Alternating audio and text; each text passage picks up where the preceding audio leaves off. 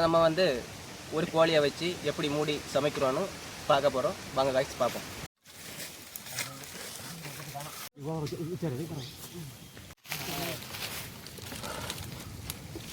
வந்து பார்த்தீங்கன்னா இந்த கல்லை வச்சு அந்த கோழி நம்ம இப்போ மூட போகிறோம்.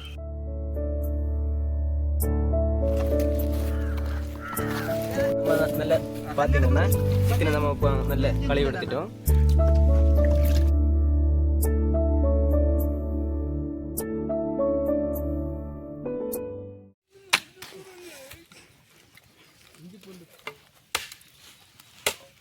காய்ஸ் இப்போ வந்து சிக்கனில் வந்து மசாலா கொஞ்சம் போட்டு தயிரையும் கொஞ்சம் போட்டு மிக்ஸ் பண்ணி எடுத்துக்கலாம்.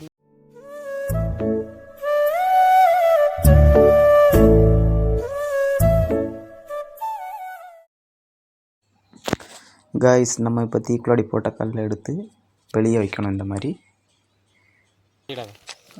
கல்லுக்கு மேலே இந்த மாதிரி இலையை போட்டு ஃபஸ்ட் வந்து மச்சினி கிழங்கு வந்து ஒரு சைடாக வைப்போம். இப்போ வந்து இறைச்சியை வந்து நம்ம வந்து கல்லுக்கு மேலே கிழங்கோட சேர்த்து போடுறோம்.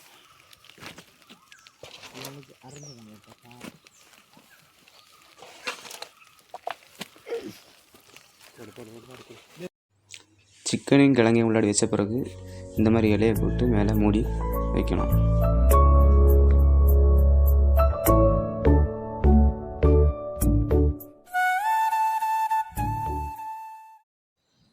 இலை கல்லை வந்து இலைக்கு மேலே வந்து தூக்கி வச்சிடுவோம். வச்சுட்டு இனி அரை மணிக்கூர் வெயிட் பண்ணுவோம். கல்லெல்லாம் எடுத்து பார்ப்போம் எப்படி இருக்குன்னு பாருங்கள் மக்களே. செம்மையாக வந்திருக்கு எல்லாமே.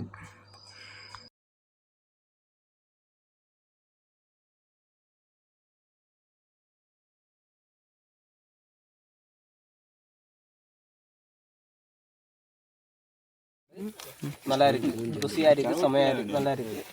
இதே போல் நீங்களும் செஞ்சு சாப்பிடுங்க. ஓகே.